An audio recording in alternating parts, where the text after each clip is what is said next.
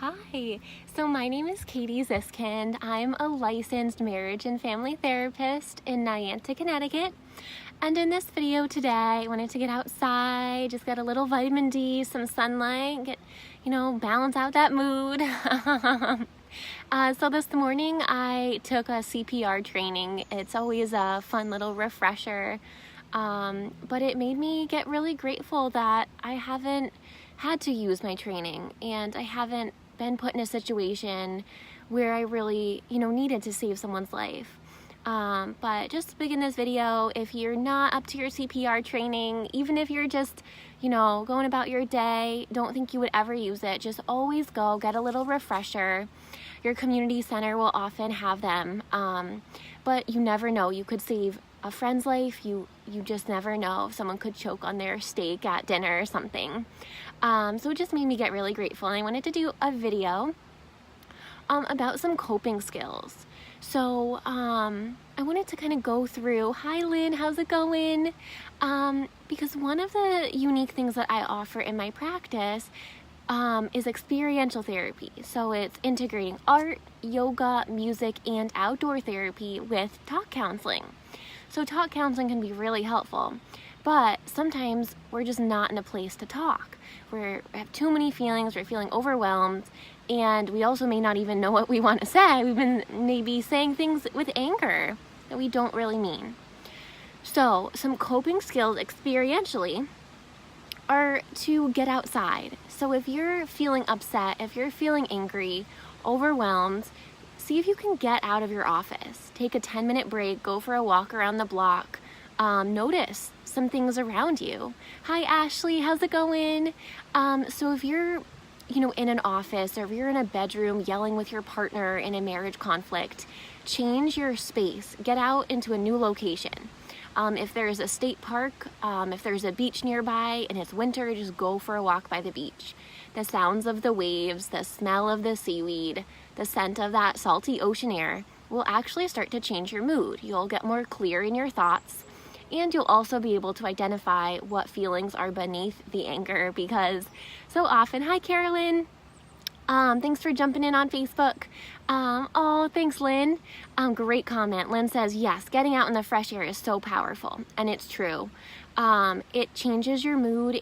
Seeing different things actually changes the pattern of your thoughts. So if you're in this conflict and you're like feeling so unheard and so judged and disrespected, you get outside, your brain actually, in order to have those same thoughts, has to work really hard because you're seeing different colors, you're smelling different things, and there's also the sky above you, the grass beneath you. So in order to keep those same negative thoughts of like, I'm not good enough, or this relationship just doesn't work, your brain has to work extra hard. So it actually reboots your brain. It almost like makes your brain have a checkpoint. So then you actually can think, oh wow, this day is so beautiful, the sun is so great, there are so many awesome things in my life. Let's get clear about what this issue is. So that's tip number one. Another tip is to check in with your nutrition. So oftentimes when we get frazzled, irritated, grumpy, even aggressive, frustrated, we're hungry. This can come from not adequately getting nutrition through your day. So if you had a donut for breakfast and a grilled cheese for lunch, and now it's 7 p.m., you're gonna be really frazzled, grumpy, and hangry, which is hungry and angry. So you're not gonna be like a good, fun person to be around. You're gonna be like, just wallowing in this negativity because your brain literally doesn't have the chemicals it needs to boost mood and to help you enjoy life. So the first thing to do is to start your day with a nutritious breakfast. So that could be some overnight oats, some yogurt, anything that you like. Like you could have cold cereal, you could have hot cereal, you could do scrambled eggs, some local grass-fed bacon, whatever you need. But you want to make sure that you have protein, carbohydrates, and fats in your meal. You could add some avocado on there. Avocado is high in potassium and fiber. So, fresh kiwi, fresh mango, strawberries, like making sure your morning goes well it ties right into nutrition. So if you're feeling frazzled, upset, and angry, check in. Have a good meal before you make any major decisions so that you can actually think clearly and rationally to make that important, meaningful decision. One thing that really helps me is bringing cut up apple slices to work. So if I'm feeling hungry, I can snack on them. They're already ready to go.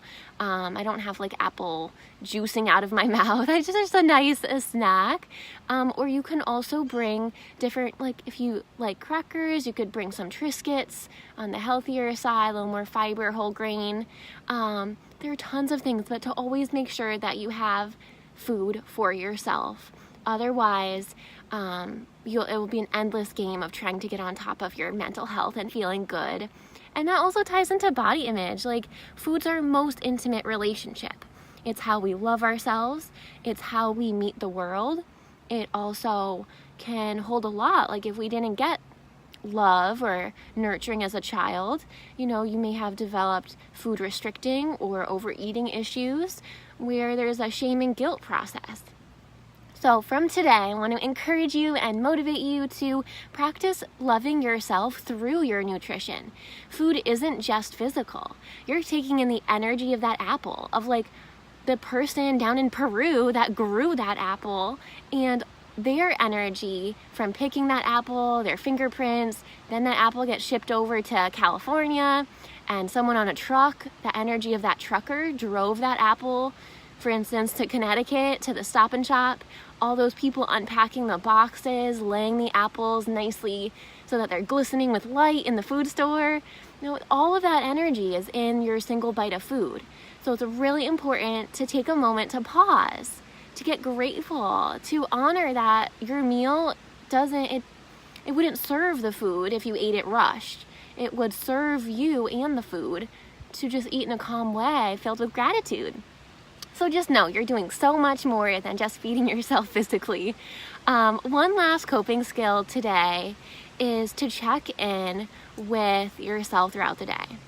So these are like little mini check-ins, and if you start to feel yourself rushing, try to go in with a positive affirmation. So instead of, feeling rushed, you can notice that you're feeling rushed and then say, I am moving through life with relaxation and I have plenty of time. I am moving through life with relaxation and I have plenty of time. So if you repeat that mantra to yourself when you feel rushed, you'll lower your anxiety, and being rushed won't matter as much. You'll be focused on getting there safely. When you do get there, you won't be as anxious or frazzled. And then everyone else that sees you will actually be like, wow, like even though she's like 2 minutes late, she's like calm as if she's 15 minutes early. So people are gonna feel your anxiety if you come into a situation or a meeting and you're feeling rushed. So use those positive mantras. Say, I'm moving through life with ease and peace. I am good enough as I am. Whatever you need in that day. So if you're feeling, kind of short-tempered, if you're feeling like frustrated with a child, you could say, I am using patience and confidence in all of my movements today. Or I am the most patient I have ever been today. Right? So you're reframing it and being positive about yourself. Anyway, I'm Katie Ziskind. I'm a licensed marriage and family therapist in Niantic, Connecticut. I also offer distance video counseling sessions as well as in-person sessions. I work with all ages, but I specialize using holistic integrative therapy with traditional marriage and family therapy. So I incorporate art, yoga, music, and outdoor therapy with talking. So if you come in, you can sit in the comfy chairs. I warm up these lavender relaxing pillows to soothe sore muscles, and it's just so cozy. Or we can go outside. We can go for a walk by the Niantic Bay Boardwalk and, just build that positive coping skill in session of walking. Or you can sit on the floor. We can paint together. There's so many choices. But if you'd like to learn more about my practice and get information on beginning your counseling journey, visit wisdomwithinct.com or send me a text, 860-451-9364. I hope you have a wonderful day. Bye-bye.